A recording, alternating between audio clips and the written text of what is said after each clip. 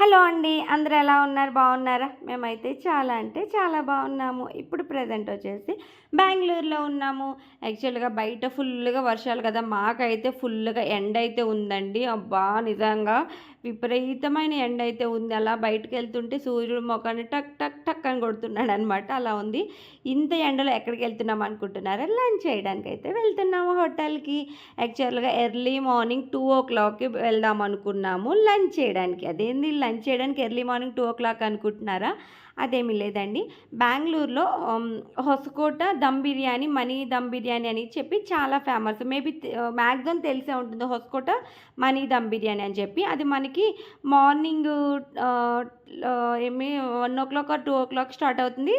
4:30కి close అయిపోతుంది యాక్చువల్‌గా. ఇది నేను ఒకసారి మదనపల్లిలోనే తిన్నాననమాట. టేస్ట్ ఓకే బానే ఉంది.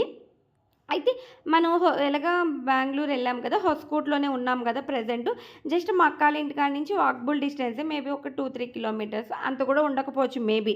వాకబుల్ డిస్టెన్సే. సరే వెళ్దాము అని చెప్పి నైట్ అనుకున్నాము. మార్నింగ్ అలారం అది కూడా పెట్టుకున్నాం 2:00 వెళ్దాము అని చెప్పి. కానీ వెళ్ళలేదనమాట. ఎందుకంటే నైటు 12:30 వరకు బాతాకానీ పెట్టుకున్నాము. ఇంక ఏడెళ్తాము, ఇంకా ఆల్రెడీ అలారం పెట్టుకున్నాము. అండ్ లెగ్గొట్టాను గూడా మా హస్బెండ్‌ని. "బావ లెగు, లెగు" అంటే ఇంక ఆయన లెగలేదనమాట. ఇంక నేను కూడా ఎక్కువ ఫోర్స్ చేయలేదు నేను కూడా. ఎందుకంటే కొంచెం మత్తుగున్నాను. లెగ్గొట్టడానికి వెళ్ళి లెగ్గొట్టి నేను పడుకొని పోయాను. ఆయన లెగలేదు. మళ్ళీ నేను పడుకొని పోయాననమాట. అది వస్కోట మనీ బిర్యానీ తినకపోవడానికి రీజన్ ఏంటంటే నైట్ లేట్‌గా పడుకోవడం అనమాట. అండ్ మిస్ అయిపోయాను. నెక్స్ట్ టైమ్ అయితే ఖచ్చితంగా ట్రై చేస్తాను. నెక్స్ట్ టైమ్ అయితే మాక్సిమం నైట్ అంతా మెలుకువనన్నా సరే ఎళ్లి తినేసొచ్చి మీకు ఖచ్చితంగా చెప్తాను టేస్ట్ ఎలా ఉండదని చెప్పి. అయితే ఇప్పుడు మేము ఇంకా ఆఫ్టర్‌నూన్ లంచ్ చేసేసి బయలుదేరిపోదాం అన్నట్టు, ఇంక సరేలే రెగ్యులర్‌గా వండుకునేదే ఇంట్లో కదా అని చెప్పి ఇంకా అక్క వాళ్ళు మేము ఆహ్, బిర్యానీ తినడానికైతే రాజ్ దమ్ బిర్యానీకైతే వచ్చేసాము. ఇంకా హొసకోట్‌లో మొత్తం లైన్‌గా చాలా దమ్ బిర్యానీలున్నాయి. అయితే రాజ్ దమ్ బిర్యానీ అనేది కొంచెం ఫేమస్. అదే కొంచెం ఫేమస్ అండ్ బావుంటుంది బిర్యానీ అన్నట్టుగా వచ్చేసాము. అయితే ఇక్కడొచ్చేసి మనకి సిట్టింగ్స్ అనేది ఏముండదండి. జస్ట్ టేబుల్స్ అండ్ మనకి చిన్న డైనింగ్ టేబుల్ కింద వేసి అండ్ మనకి చైర్స్ కింద పెట్టేసారు. అదే డైనింగ్ టేబుల్ అని కూడా కాదు. అలా పెట్టారనమాట. డైనింగ్ హాల్ చెప్పాలంటే ఇంకా ఫుడ్ డైనింగ్ హాల్ అని చెప్పాలి. మనం ఇది మనకి పర్టిక్యులర్‌గా ప్లేస్ అనేది ఏముండదు. జస్ట్ ఎక్కడ ఖాళీగా ఉంటే అక్కడికెళ్ళి సిట్టింగ్ చేసి తినడమే. అయితే ప్రైస్ అనేది కూడా చాలా రీజనబుల్ అండ్ మెయిను ఆహ్, ఏమంటారు, మెయిన్ రోడ్ వెళ్ళే వాళ్ళందరూ కూడా బాగా బెస్ట్ అనమాట. అందరూ అక్కడ ఆగి తినడం. అందుకని వాళ్ళు ఒక హోటల్ కింద పెట్టి మెయింటెనెన్స్ చేసేదానికి ఇది సింపుల్‌గా పెట్టారనమాట. అండ్ మనీ అమౌంట్ అదే మనీ కూడా చాలా రీజనబుల్ ప్రైస్ గూడా. జస్ట్ చికెన్ బిర్యానీ వచ్చి రూ. 180 అండ్ మటన్ దమ్ బిర్యానీ వచ్చి రూ. 290. మేము అవి 2 ఇవి 2 ప్లేటెస్ తీసుకున్న ప్లేట్స్. అది గూడా మాకు ఎక్కువైపోయింది చెప్పాలంటే. 6 మెంబర్స్‌కి 4 ప్లేట్స్ ఎక్కువైపోయినాయి. 3 అయితే కరెక్ట్‌గా సరిపోయేది. కొంచెం ఫ్యామిలీస్ ఉండి ఒక 2, 3 ఫ్యామిలీస్ వచ్చి తీసుకోవాలనుకున్నా కూడా చాలా మంచి ప్రైస్ అనే చెప్తాను నేనైతే. చాలా reasonable price and Raj dum biryani. అయితే నిజంగా నెక్స్ట్ లెవెల్ అండి. టేస్ట్‌కైతే చెప్పనవసరం లేదు. చాలా చాలా బావుంది. అండ్ కొంచెం అంటే స్పైసీ తినేవాళ్ళకి ఓకే. కొంచెం స్పైసీ తినేవాళ్ళకి, కొంచెం తక్కువ స్పైసీ తినేవాళ్ళు కూడా పర్వాలేదు తినొచ్చు. ఒకరోజు ఏం కాదు. అంటే కొంచెం స్పైసీనెస్ అయితే ఉంది. కొంచెం తక్కువ స్పైసీ తినేవాళ్ళకైతే కొంచెం స్పైసీగా ఉంది అని అనిపిస్తది గానీ, కొంచెం స్పైసీ ఎక్కువ తినేవాళ్ళకైతే బావుంటుంది.